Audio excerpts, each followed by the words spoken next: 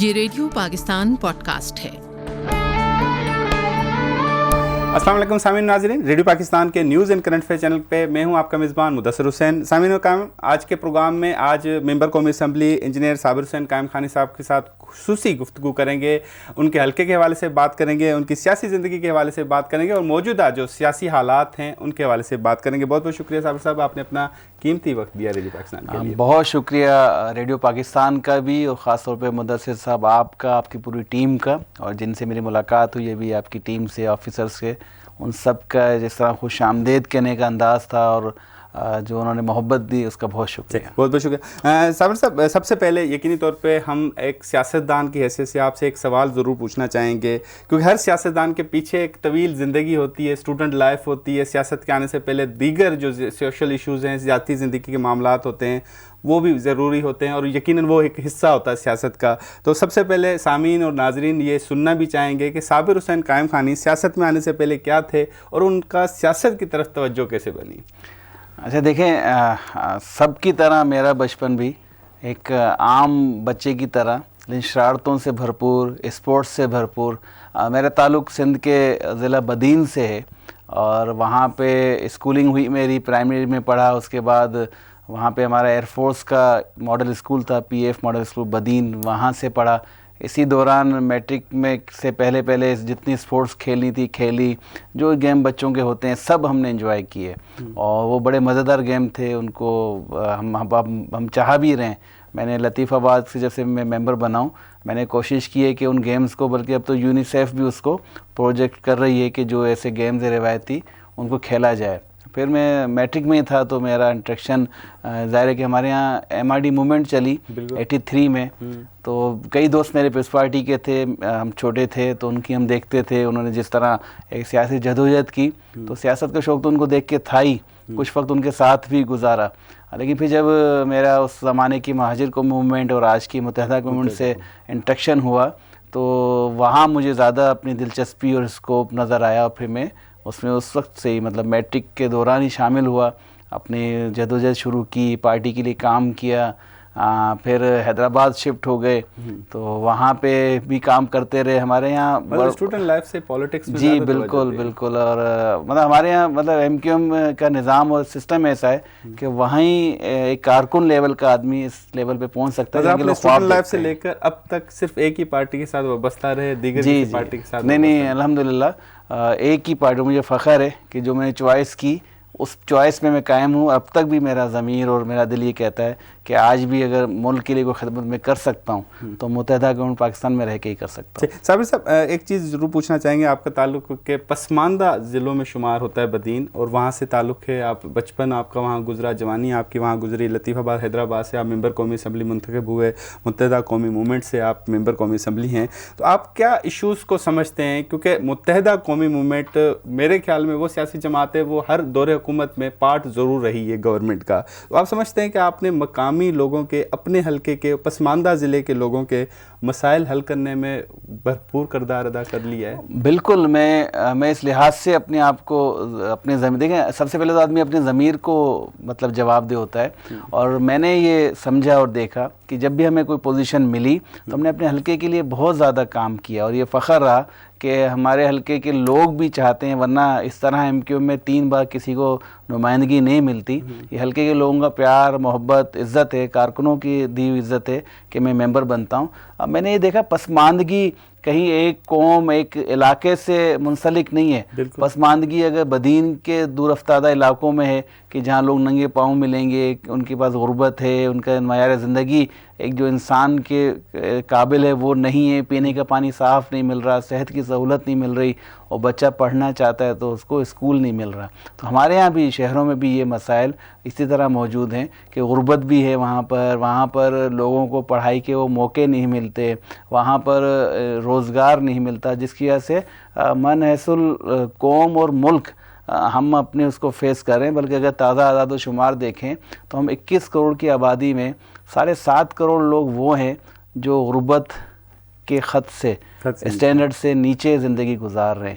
اس کا مطلب ہے ان کو کھانے کا ایک ٹائم ملتا ہوگا، دوسرے ٹائم نہیں ملتا ہوگا، سر چھپانے کے لیے چھت جو ان کے سر پہ نہیں موجود ہوگی تو ان کا اسٹینڈرڈ بنایا گیا ہوگا نا. ہمیں ان کے لیے سوچنا چاہیے. باقی جو 14 کروڑ ہیں وہ بھی کوئی اچھی زیادہ زندگی نہیں ہے, لیکن پورا ملک ہے ہمارا, پیارا وطن ہے ہمارا, اور سب کو اس کے لیے بہتر سوچنا ہے, بہتر کرنا ہے. اور سیاستیں اپنی جگہ, لیکن خدارہ معیشت پہ مطلب دیکھیں ہر سیاسی جماعت ایک منشور لے کے آتی ہے, اس میں سب کا منشور کا ایک پوائنٹ ہوتا ہے کہ ہم نے اپنے ملک کو ترقی دینی ہے, لوگوں کی زندگی بہتر کرنی ہے. کس طرح کرنی ہے اس پہ اختلاف ہے. صابر صاحب, آپ نے ذکر کیا جیسے کہ آپ نے کہا کہ لوگوں کے, اپنے حلقے کے لوگوں کے ایشوز کو حل کیا گیا ہے کافی حد تک. آپ کے خیال میں سب سے اہم ترین ایشوز کون سے تھے؟ یہ جو اضلاع ہیں, خاص طور ڈسٹرکٹ حیدرآباد کے حیثیت سے کہیں, بدین کی بات کریں, ڈاؤن اسٹریم پانی کے ایشوز بے پناہ ہو رہے ہیں, آپ کو بھی اس چیز کا اندازہ ہے, زراعت ہماری اس علاقے کی تباہ ہو چکی ہے, تو آپ سمجھتے ہیں وہ ایشوز سولو ہو چکے ہیں یا ہونے جا رہے ہیں, یا اس کے لیے کوئی انیشیٹو لیے جا رہے ہیں؟ دیکھیں میں ویسے تو اپنے حلقے کی نمائندگی کرتا ہوں, ممبر کو میں اسمبلی ہوں, لیکن مجھ پہ حق تو پورے پاکستان کے لوگوں کا ہے. تو میں سندھ اور اپنے شہری علاقوں کو ملا کے بات کرنا چاہوں گا کہ اپنے میرے حلقے میں تو ظاہر ہے کہ وہی جو اربن ایریاز کے مسائل تھے کہ سیوریج کے مسائل ہیں, فراہمی آپ کے ہیں, نکاسی آپ کے ہیں, اور اسکولوں کی حالت بہتر نہیں ہے, فرنیچر نہیں ہے اسکولوں میں, اور بچوں کا رجحان پرائیویٹ اسکولوں کی طرف زیادہ ہو گیا. گورنمنٹ اسکول جہاں پہ تعلیم مفت بھی ہے اور ٹیچرز بھی اچھے ہیں, لیکن وہاں وہ سہولیات نہ ہونے کی وجہ سے وہ اعتماد کھو چکے ہیں, تو وہاں بچے نہیں پڑھ رہے. ہیلتھ کی فیسلٹیز ہمارے یہاں بھی کمزور تھیں, اور جو ہیں ان پہ دباؤ بہت زیادہ ہے. جیسے ہمارا اگر اسپتال ہے تو صرف حیدرآباد کو وہ سروس نہیں دے رہا ہوتا, وہ حیدرآباد کے آس پاس کے جتنے بھی اور ڈسٹرکٹس ہیں جہاں پہ سہولیات نہیں ہیں ان کے لوگوں کو بھی سہولت دے رہا ہوتا ہے. تو یہ مسائل ہمیں بھی پیش آ رہے تھے. اور رہی ہمارے دیہی علاقوں کی بات, اس میں بدین, ٹنو خان, ٹھٹھا, سجاول, یہ آپ کو پتا ہوگا زیریں سندھ کہلاتا ہے, بالکل, اور لوور سندھ. اور ہمارے اس سندھ کا ایک نام لاڑ بھی ہے کہ لاڑ سندھ. لاڑ سندھی میں مطلب حیدرآباد سے نیچے لاڑ کا علاقہ کہلاتا ہے, اور لاڑ سندھ اس کو کہا جاتا ہے جہاں مطلب اترائی ہو. تو ہمارا سندھ کا وہ علاقہ کیونکہ نشیبی علاقوں میں آتا ہے. تو آپ نے دیکھا ہوگا کہ ایک تو پورے پاکستان کا پانی جو 2 سیوریج کے سیم نالے لے کے آتے ہیں, LBOD اور RBOD, انہوں نے ہمارے ٹھٹھا ڈسٹرکٹ اور بدین ڈسٹرکٹ کو بہت تباہ کیا ہے. کہ پورے پاکستان کا شور شدہ پانی جو سیم کا پانی ہے ان کے ذریعے فیصل آباد سے وہ چلتا ہے اور کہیں اور سے بھی نکلتے ہیں, وہ پہنچتے ہیں ہمارے ضلعوں میں. اس کی وجہ سے سندھ کو ایک تو بڑا نقصان ہے. سیم نالا ایک تو وہ جو منچھر جھیل سے نکل رہا ہے, دیکھو 2 ہیں. منچھر جھیل سے سیم نالا نہیں نکل رہا, سیم نالا منچھر جھیل میں گرتا ہے, اور پھر آگے آپ دیکھیں منچھر جھیل ہمارے یہاں ایشیا کی میٹھے پانی کی سب سے بڑی جھیل تھی. اور وہاں پہ ایک ہمارا ثقافت یہ تھا کہ لوگ کشتیوں پہ زندگی گزارتے تھے, گھر تھے کشتیوں پہ, شادی, پیدائش, مرنا سب ان کا کشتیوں پہ تھا, اور وہیں جھیل سے روزی کماتے تھے. وہ کھارے پانی کی جھیل بن گئی, وہاں میٹھا پانی نہیں رہا ہے. یہ جب سیم نالوں کے منصوبے شروع ہوئے تھے بطور MQ متحدہ قومی پارٹی کی حیثیت سے, آپ لوگوں نے کوئی اعتراض کیا کہ اس پہ یہ تو اتنے پرانے منصوبے MQ کا قیام ہی عمل میں نہیں آیا تھا. RBOD اور LBOD لیفٹ آؤٹ ڈرین فال اس کا پورا ہے, اور RBOD کا بھی ایسا ہی ہے. تو وہ دونوں جب آ کے سمندر کے گرانے کے لیے اس میں تھا, اس سے کچھ زمینوں کو فائدہ ہوا, تو جو ٹیل کے علاقے تھے ان کو بہت نقصان ہوا. ان کے نقصان ہونے کی وجہ سے اب ان کا کوئی مداوع تو کوئی بھی نہیں کر پا رہا. میرے خود کے کئی دوست ایسے ہیں کہ جن کے سمندر زمینیں کھا گیا ہے, جن کی پہلے اگر 400 ایکڑ زمین تھی تو سمندر کی شور زیادہ ہونے کی وجہ سے وہ 200 ایکڑ رہ گئی ہے. وہ جو ایک اچھے زمیندار تھے وہ سڑکوں پر آ گئے. تو اس تمام مسائل کی ذمہ داری ظاہر حکومت کو لینی پڑتی ہے. اور زراعت پانی کا جیسے دیکھیں سندھ وہ صوبہ ہے جہاں تمام اگیتی فصلیں ہوتی ہیں, جہاں پہ گندم سب سے پہلے آتی ہے, چاول سب سے پہلے آتا ہے, فروٹ سب سے پہلے آتا ہے, گنا سب سے پہلے آتا ہے. اور کیونکہ پورے ملک کو سپلائی ہوتا ہے تو کیا ہم پورے ملک کے ساتھ یہ معاہدہ نہیں کر سکتے کہ جب ہمیں پانی کی ضرورت ہے گندم کی بیجائی کے لیے, چاول کی بیجائی کے لیے, گنے کی کاشت کے لیے, تو آپ پہلے پانی ہمیں دے دیں, بھلے اپنے کوٹے میں سے بھی دینا پڑے دے دیں, اور جب ہم بیجائی کر چکے ہوں اور دوسرے علاقوں میں کاشت شروع ہو رہی ہو تو پھر ان علاقوں میں دے دیا جائے. تو ہمارے کوئی اعتبار اور اعتماد کی فضا نہیں بن پا رہی, جس کی وجہ سے ہم بات کی. ویسے آپ نے پانی کے حوالے سے کہ سب سے پہلے فصلیں ہمارے پاس ہوتی ہیں سندھ میں, تو سندھ کو سب سے پہلے پانی دیا جائے, تو کیا بطور وفاقی پارٹی, وفاق میں پارٹیسپیشن ہر وقت ہوتی ہے, تو آپ سمجھتے ہیں اس پرپوزل کو آپ نے وفاق کے ساتھ ڈسکس کیا ہے؟ میں نے بجٹ کی تقریر میں یہ کہا ہے, میں نے واٹر ریسورس کے جو کمیٹی ہے، میں ابھی نیا ممبر اس کا بنا، اس کی کمیٹی کے ممبر کے طور پہ میں نے اسٹینڈنگ کمیٹی میں بات اٹھائی۔ پرائیویٹ بل لایا جا سکتا ہے، ترمیم کی جا سکتی ہے اس میں کوئی ایسا؟ اچھا دیکھیں، یہ کوئی قانون نہیں ہے، یہ تو ایک ہمارے جو عرصہ ہے، چاروں صوبوں کی اس میں نمائندگی ہے، وہ بیٹھ کے ڈیسائیڈ کرتے ہیں۔ تو یہ ڈیسائیڈ کروانا چاہیے، اور کروائی گی ظاہر حکومت اور تمام صوبائی حکومتوں کی منظوری سے ہوگا، کیونکہ پانی کی تقسیم کا جو فارمولہ جو 1990 میں واٹر ایکارڈ کیا گیا تھا، وہ بھی نواز شریف صاحب کی گورنمنٹ میں ہوا تھا۔ اس میں اس وقت صوبوں کے نے تمام نے اتفاق رائے کیا تھا، وہ کہ اس کے بعد بھی سندھ نے تمام تحفظات کا اظہار کیا کہ پانی ہمیں کوٹے سے کم مل رہا ہے، لیکن اس کو قبول کیا تھا۔ تو ہمیں تو 1990 کے جو ایکارڈ ہے، معاہدہ ہے پانی کا، اس کے مطابق پانی نہیں مل رہا، تو اس کو بیٹھنا چاہیے۔ اور یہ بیٹھیں گے وزیر اعظم اور تمام وزرائے اعلیٰ، یہ مطلب ایک ممبر کو میں نہیں بٹھا سکتا، تجویز دے سکتا ہے، مطالبہ کر سکتا ہے۔ اسی طرح حیدرآباد دیکھیں، دریا کے کنارے آباد شہر ہے، ٹھیک ہے نا، ایک طرف دریا سندھ ہے اور دو طرف اس کے بعد سے بڑی نہریں نکل رہی ہیں، تو ہمارے یہاں پانی کی کمی کا بڑا مسئلہ ہے۔ ہمارے شہر میں پینے کا پانی کمیاب ہے، اس کی وجہ ہے کہ جب ڈاؤن اسٹریم میں پانی آپ نہیں چھوڑتے تو پینے کا پانی تو ڈاؤن اسٹریم سے حیدرآباد لیتا ہے۔ جب وہ پانی نہیں مل رہا ہوتا تو پھر ہم وہ پانی جو رکا ہوا پانی ہوتا ہے، جو خراب ہو چکا ہے، جو اسٹینڈرڈ نہیں ہوتا پینے، حیدرآباد جو پاکستان کا 8واں بڑا شہر ہے، سندھ کا دوسرا بڑا شہر ہے، وہاں پینے کا صاف پانی نہیں مل رہا، تو آپ پھر سندھ کے باقی علاقوں کا تو آپ سوچ سکتے ہیں کہ کیا حال ہوگا۔ سامعین ناظرین، آپ کو بتاتے چلیں کہ ہمارے ساتھ متحدہ قومی موومنٹ کے ممبر قومی اسمبلی انجینئر صابر حسین قائم خانی ہمارے ساتھ موجود ہیں، ان سے زیادہ گفتگو کا سلسلہ جاری ہے۔ صابر صاحب، ایک سوال یقینی طور پہ پوچھنا چاہیں گے آپ سے کہ متحدہ قومی موومنٹ کے والے سے ایک تاثر ہے، میں اس کی تصدیق نہیں کروں، ایک تاثر ہے کہ کہا جاتا ہے کہ متحدہ قومی موومنٹ شہری علاقوں کی بہت زیادہ بات کرتی ہے، سندھ کی پارٹی کی حیثیت سے دیہی علاقوں میں، ویسے تو وفاقی پارٹی ہے پر شہری علاقوں کو زیادہ پروموٹ کرتی ہے، ان کے ایشوز کو ہائی لائٹ کرتی ہے، دیہی علاقوں کو بہت کم کرتی ہے۔ یہ شکوہ صحیح ہے ویسے؟ نہیں، کسی حد تک وہ شاید صحیح بھی کہتے ہوں، لیکن وہ بری بات اس لیے نہیں ہے، جو جہاں کا نمائندہ ہوتا ہے وہ وہاں کی بات کرتا ہے۔ آپ لوگوں کا انٹرسٹ نہیں ہے دیہی؟ نہیں، ایسی بات بھی نہیں ہے۔ میں نے جیسے ابھی آپ کے سامنے کہا، جب میرا وہاں سے انٹرسٹ ہے تو میں نے آپ کے سامنے بتایا، اور آپ کو حیرت ہوگی کہ قومی اسمبلی میں اکثر جو ہے میں ان مسائل پہ گفتگو کر چکا ہوں، تقریر کر چکا ہوں، پوائنٹ آف آرڈر دے چکا ہوں۔ بارش کے مسائل جب پیدا ہوئے، جب الیکٹریسٹی کے مسائل پیدا ہوئے تو ہم ہیسکو کی بات کرتے ہیں، صرف حیدرآباد کی بات نہیں کرتے۔ لیکن یہ الزام کہ صرف اس حوالے سے بات کرتے ہیں، یہ قطعی غلط ہے۔ NFC ایوارڈ ہو، تھل کینال کی تعمیر ہو، کالا باغ ڈیم کی تعمیر ہو، متحدہ قومی پاکستان ہمیشہ سندھ کے مسائل کے ساتھ نیشنل لیول پہ اس کے ساتھ کھڑی ہوتی ہے کہ بھئی NFC ایوارڈ میں سندھ کو حصہ صحیح ملنا چاہیے، پانی صحیح ملنا چاہیے۔ اس کے حوالے سے کوئی دو رائے نہیں، سندھ کا کوٹا پورا، چاہے ملازمتوں میں ہو چاہے اور وسائل میں وہ پورا ملنا چاہیے، یہ MQM ضرور اٹھاتی رہتی ہے۔ باقی ظاہر ہے جس علاقے سے ہم نمائندہ ہی نہیں ہیں اور وہاں نمائندے دوسرے ہیں، اگر ہم جا کے اس میں بات کریں گے تو ان کو یہ اعتراض ہوگا کہ ہمارا علاقہ ہے، ہمارا گھر ہے، آپ ہمارے علاقے میں آ کے کیوں بات کر رہے ہیں؟ چوائس نہیں بن سکتے؟ بالکل بن سکتے ہیں عوام کی چوائس۔ ہم عوام کو کہتے ہیں کہ اپنے آپ کو بدلیں، ایک دفعہ موقع دیں MQM کو۔ متحدہ قومی پاکستان کے ہاں بالکل کیا گیا، ہمارے یونٹس، اور دیکھیں ہمارے یونٹس، ہمارے سیکٹر سب جگہ موجود ہیں۔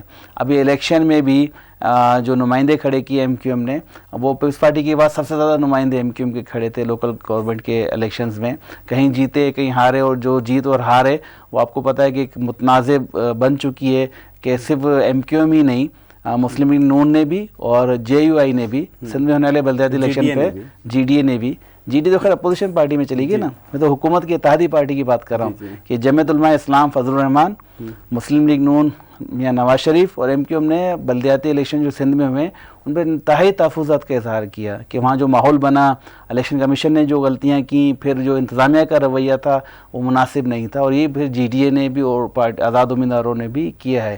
تو ہم یہ سمجھتے ہیں کہ جب ہم نے لوگوں کے مسائل حل کرنے تو ہم نے وہاں جانا ہے۔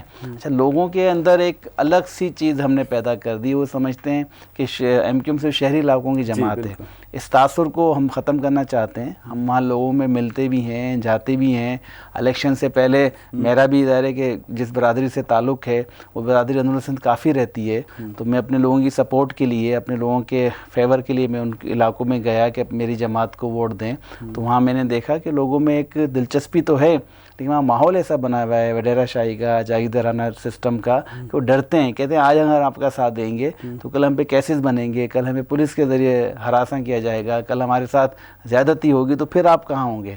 تو یہ چیزیں ہیں, لوگوں میں خدشات ہیں.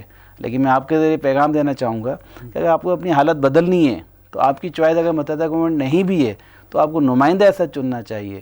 جیسے ہم کہتے ہیں کہ اگر کسان کا نمائندہ کسان ہے, مزدور کا نمائندہ مزدور ہے, تو ایک عام آدمی کا نمائندہ عام آدمی کیوں نہیں ہو سکتا؟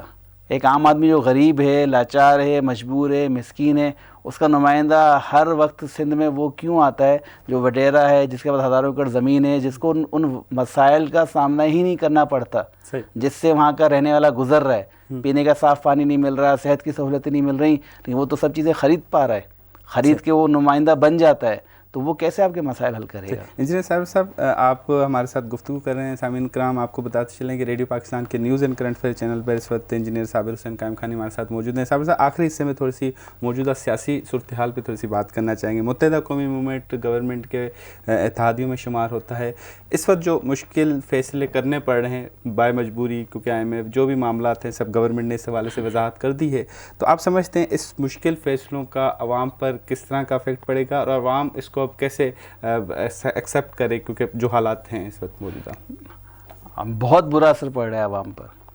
مہنگائی بہت بڑھتی جا رہی ہے, عوام کی مشکلات بڑھتی جا رہی ہیں, ضروریات زندگی مہنگی سے مہنگی تر ہو گئی ہیں, اور ہم سب یہ ماحول دیکھ رہے ہیں اور سمجھ رہے ہیں. لیکن ایک چیز اور بھی ہمیں سمجھ آ رہی ہے, وہ یہ سمجھ آ رہی ہے کہ جب ہم نے دیکھا, کیونکہ ہم تو ہر بجٹ میں کہتے ہیں عوام کو قربانی دینی پڑے گی, اور عوام قربانی دیتی بھی ہے, لیکن اب خدا را وقت آ گیا ہے, اگر عوام سے قربانی لے رہے ہیں تو اس کا کوئی صحیح مصرف ہونا چاہیے. جتنا پاکستان پہ قرضہ ہے, آپ دیکھیں کہ سب قرضہ لے کے سبسڈی والی چیزوں میں اڑایا گیا, قرضے کا صحیح استعمال نہیں کیا گیا. دنیا میں ایسے ملکوں کی بھی مثالیں موجود ہیں جنہوں نے IMF کا پروگرام لے کے ترقی کی ہے. IMF ایک ادارہ ہے, وہ پیسے دیتا ہے, تو اس کو حق ہے کہ اپنے پیسے کی ریٹرن ہونے کا, واپسی کا کوئی ذریعہ بھی پوچھے. آپ کہنا چاہ رہے ہیں کہ قرضے لے کے ماضی کی حکومتوں نے سبسڈی پہ زیادہ توجہ جی دی ہے, بالکل. آپ دیکھیں نا کہ اگر آپ قرضہ لے رہے ہیں اور ملک میں فیکٹری لگاتے, ملک میں پیداواری یونٹس بڑھاتے, تو اس قرضے سے اس کا قرضہ واپسی کا ذریعہ بن جاتا کہ آپ نے قرضہ لگا دیا, روزگار بھی بڑھتا. اچھا, یہاں ہی ایسا نہیں ہوا, یہاں قرضے لے کے سبسڈیز والی چیزیں بنائی گئیں, سبسڈی دے گئی, یہ فلاں منصوبہ بنا دیا, فلاں منصوبہ بنا دیا, اس پہ سبسڈی دی جا رہی ہے. پتہ چلا آپ قرض کے پیسے آپ سبسڈی میں اور خرچ کر رہے ہیں, تو جو پیسے ریٹرن ہونے تھے وہ نہیں ہو پائے. اب اگر گورنمنٹ صحیح سمت میں جانا چاہتی ہے تو یہ موقع ہے. IMF کا پروگرام من و ان تسلیم اگر کر رہے ہیں, اس سے ایک دفعہ تو مہنگائی بڑھ رہی ہے. اچھا, مہنگائی تو پوری دنیا میں بڑھی ہے, ٹھیک ہے, لیکن پاکستان میں جو مہنگائی بڑھی ہے اس کا تصور اس لیے نہیں ہو پا رہا کہ بہت ساری چیزیں تو ہم خود پیدا کرتے ہیں. گندم ہماری ہے, سبزیاں ہماری ہیں, فروٹس ہمارے, کھانے پینے کی چیزیں تو ہمیں سستی ملنی چاہیے, وہ بھی نہیں مل پا رہی. اس کا مطلب ہے اس کے لیے ہمیں پلاننگ کی ضرورت ہے. اس کے لیے وسائل کی نہیں, وسائل ہیں, زمینیں ہیں, پانی ہے, کاشتکار ہے, ہماری پلاننگ غلط ہے, ڈسٹریبیوشن صحیح نہیں کہ اس وقت کیا پیدا کرنا ہے, کس وقت کیا ہم نے نکالنا ہے, پھر ہم نے اپنی زرعی پالیسی کو نافذ کرنا ہے صحیح طریقے سے. تیسرا یہ کہ دیکھیں, مہنگائی کا اثر اس وقت کم ہو جاتا ہے جب کہ بندہ روزگار پر ہو. ہمارے یہاں بے روزگاری نے مہنگائی کا اثر اور بڑھا دیا ہے. قوت خرید جو ہے, بائنگ پاور ہمارے پاس کم ہو گئی ہے, جس کی وجہ سے مہنگائی کا اثر بڑھ گیا ہے. وہ کیسے بڑھے گی؟ وہ روزگار سے بڑھے گی. ہمارے پاس اس کے سلسلہ بڑھائیں تو یہ چیزیں بھی کم ہو جائیں گی. لیکن ہمیں امید ہے موجودہ حکومت جو اقدامات کر رہی ہے اس میں ظاہر ہے کہ ہم سب تحفظات کے باوجود کہ ہمیں تحفظات بھی ہیں, لیکن ہم ساتھ اس لیے دے رہے ہیں کہ اس کے بغیر کوئی چارہ نہیں تھا. کوئی بھی حکومت ہو, چاہے بھی دوسری پارٹی کی حکومت ہوتی, چاہے کیئر ٹیکر حکومت ہوتی, چاہے مارشل لا بھی ہوتا, کوئی بھی حکومت آ جائے گی اس کو اقدامات کرنے پڑیں گے. ہم اتنا اپنا بگاڑ پیدا کر چکے ہیں معاشی صورتحال میں کہ اب اس کے بغیر کوئی چارہ نہیں ہے کہ جن چیزوں میں ہم سبسڈی دے رہے ہیں وہ ختم. اچھا, حکومت نے کوئی چیز نہیں کی, حکومت نے تو سبسڈیز ختم کی ہیں. پاکستان ایک غریب ملک ہے, جب آپ سبسڈیز نہیں دے سکتے, اور سبسڈیز کا مطلب آپ دیکھیں, جس فارمولے کا ذکر آپ کر رہے ہیں, آپ دیکھیں نا, ہم گندم پیدا کرتے ہیں, گندم پہ سبسڈی ہے, وہ گندم کی سبسڈی ہر آدمی لے رہا ہے, امیر بھی لے رہا ہے, غریب بھی لے رہا ہے. اس گندم سے آٹا بن رہا ہے, اس کی سبسڈی ہر آدمی لے رہا ہے. ہم کھاد پہ پہلے ایک سبسڈائز ہم وہ دے رہے ہیں گیس, اس کا فائدہ کمپنیز لے رہی ہیں, پھر وہ کھاد زمیندار کو مل رہی ہے, تو وہ امیر بھی لے رہا ہے اور ہزاروں ایکڑ کا زمیندار بھی لے رہا ہے اور 10 ایکڑ والا بھی لے رہا ہے. تو یہ اس میں کوئی فرق نہیں ہے. جیسا کوئی سسٹم متعارف کیا جائے تبھی ممکن ہو سکتا ہے. کوئی پالیسی بنائی جا سکتی ہے. ایسے پیٹرول پہ سبسڈی ہم دے رہے ہیں, مطلب موٹر سائیکل میں جو پیٹرول مہینے میں 30 لیٹر ڈلواتا ہے بیچارہ غریب آدمی یا کوئی پرائیویٹ اس میں چلتی ہے ٹیکسی وہ ڈلوا رہا ہے, اس کو بھی سبسڈائز پیٹرول مل رہا ہے, اور وہ بڑی گاڑیوں والا جو ایک دن میں 300 لیٹر خرچ کر دیتے ہیں ان کو بھی سبسڈی مل رہی ہے. لیکن سبسڈی کا زیادہ فائدہ کون اٹھا رہا ہے؟ جو ڈیلی 300 لیٹر خرچ کر رہا ہے, جو مہینے میں 30 لیٹر خرچ کر رہا ہے اس کو تو سبسڈی کم مل رہی ہے. اس کے لیے پھر ہوم ورک کتنا ضروری ہے اور کتنے عرصے میں ہو سکتا ہے آپ کے خیال میں؟ کیونکہ یہ تو پھر آپ یہ لو طبقہ ہے جو موٹر سائیکلس والا, اس کی رجسٹریشن ہوگی, ان کو کارڈ ملیں گے, اس میں ایک طویل عرصہ لگ سکتا ہے. یہ فوری ریلیف کیسے ممکن؟ مدثر بھائی, پاکستان کی بدقسمتی رہی ہے. ایک لحاظ سے پرویز مشرف نے ایک اچھا کام کیا تھا کہ انہوں نے نادرا بنائی تو ہمارے یہاں کچھ ڈیٹا کلیکٹ ہو گیا, رجسٹریشن کا عمل اچھا ہو گیا, اور اس سے پہلے ہم اس سے بھی محروم تھے. پاکستان میں صحیح ڈیٹا کلیکشن نہیں ہے, ڈاکومنٹیشن کسی چیز کی بھی پراپر نہیں ہے, نہ ٹیکس کی ہے, نہ لوگوں کی ہے, نہ اس مردم شماری ہماری ٹھیک نہیں ہے. تو یہ سب چیزیں تو ان سے نکلتی ہیں نا. ایم کیو ایم نے بہت مردم شماری کا مطالبہ پی ٹی آئی سے بھی تھا, اس وقت ان کے پاس موقع بھی تھا کہ جب 2018 میں انہوں نے مردم شماری کا نوٹیفیکیشن نکالا کہ ہم ایکسیپٹ کر رہے ہیں, تو اس کے 6 مہینے کے اندر آپ کہیں آپ کو آبجیکشن ہوتا ہے تو اس کو آپ ریوزٹ کرتے ہیں, اس علاقے کو, اس کے 5% بلاکس کو دوبارہ ریوزٹ کرتے ہیں, اور 5% بلاکس میں اگر کہیں کمی بیشی ہوتی ہے تو پھر آپ پوری مردم شماری کو دیکھتے ہیں. انہوں نے موقع ضائع کیا. موجودہ حکومت سے بھی جب ہم اتحاد میں آئے تو ہم نے کہا پہلے مردم شماری صحیح کریں بھائی, مردم شماری کی بنیاد پہ حلقے بنائیں تاکہ آپ کو پتہ ہے ہو کہ آپ کے پاس کیا چیز, کیوں مردم شماری صرف آدمی نہیں گنے جاتے, کمپلیٹ ڈیٹا سینسز ہوتا ہے, تمام چیزوں کی آپ کے پاس خانہ شماری ہوتی ہے, ہر چیز درخت سے لے کے بڑی بلڈنگ تک, اور چھوٹی کوئی کیبن سے لے کے, اور سب چیزیں مطلب گنتی میں آتی ہیں کیا چیز آپ کے ملک میں موجود ہے, آپ نے کیسے پراپر انداز میں اس کے لیے اسٹریٹجی پہ کام ہو سکے. تو یہ ہمارے پاس ڈاکومنٹیشن انتہائی ضروری ہے.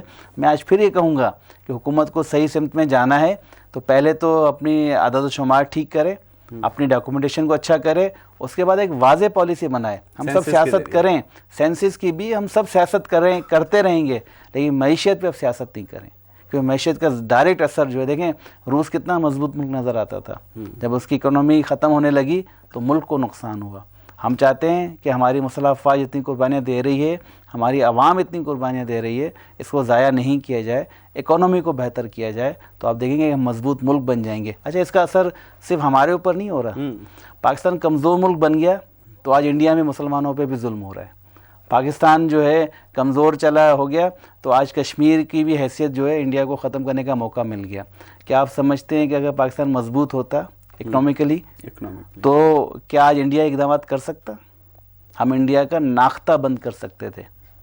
ہم پڑوسیوں سے اچھے تعلقات چاہتے ہیں, لیکن وہاں ہونے والے اپنے بھائیوں پہ مظالم کو کیا ہم چھوڑ دیں؟ اچھا, کیسے مسلمانوں پہ ظلم ہو رہا ہے؟